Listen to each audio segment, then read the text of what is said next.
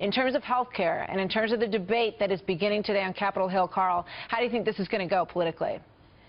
Well, look, both sides face big challenges. The Republican challenge is that they need to reassure those people who have private insurance on Obamacare that they're going to be taken care of, and reassure them that they're not going to lose their coverage, that they're going to get something better.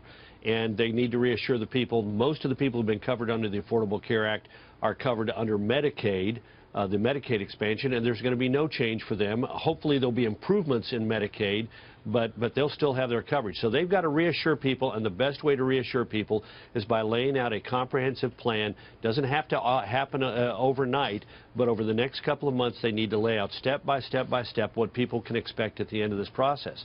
The Democrats have a problem, and we just saw it, a challenge, and we just saw it in Elijah Cummings' remarks.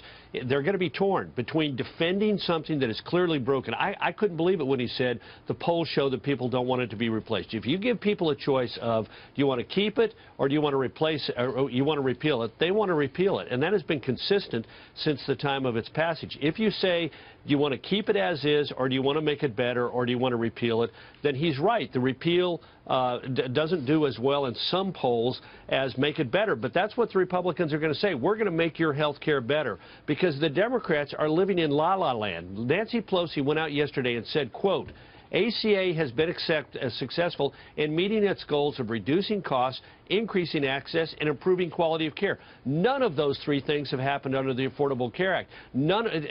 Vice President-elect Pence was absolutely right. Every single promise used to sell this to the American people has turned out not to be true. And if you're covered by Affordable Care Act policy, you know in all likelihood your deductible is significantly higher than it was when you had other private coverage, and your premiums are skyrocketing, and the amount of access that you've got is diminishing as companies pull out of providing coverage under the Affordable Care Act. So Democrats are defending a broken system, and they're torn between saying, oh well, we admit they got to be improvements, but oh, we've got to keep the system as is. And right now there are a lot more Democrats who seem to be stuck at we like the system as it is. The only thing you need to do is spend more money on it. Yeah.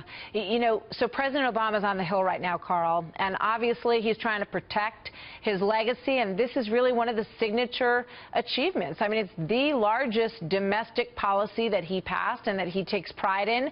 What do you think those conversations are like right now? Well, look, he's a cheerleader right now. He's going up there. The Democrats, I think some of them really did expect that they would get back into power in the House.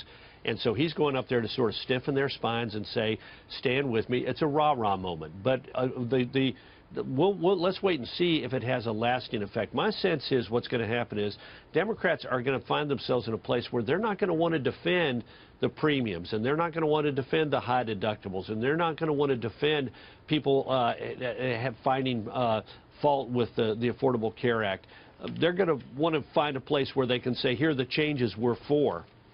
And that's going to be sort of hard for them to get from, you know, status quo to, oh, no, we really need changes. I mean, my guess is that they're going to be much more concerned with preserving their own legacy than preserving the president's legacy. And if there are people in their districts and they're in a district that could go either way, they may want to be part of the solution.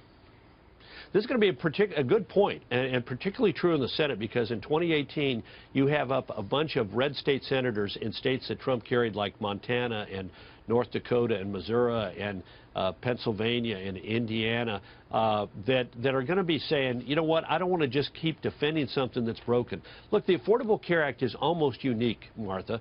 It is the only major social legislation in the modern era that is less popular after it passed than it was at the time of its passage. It wasn't popular when it passed. It's gotten less so over time, and that's because the reality of the law has been so harmful to so many families and so many individuals.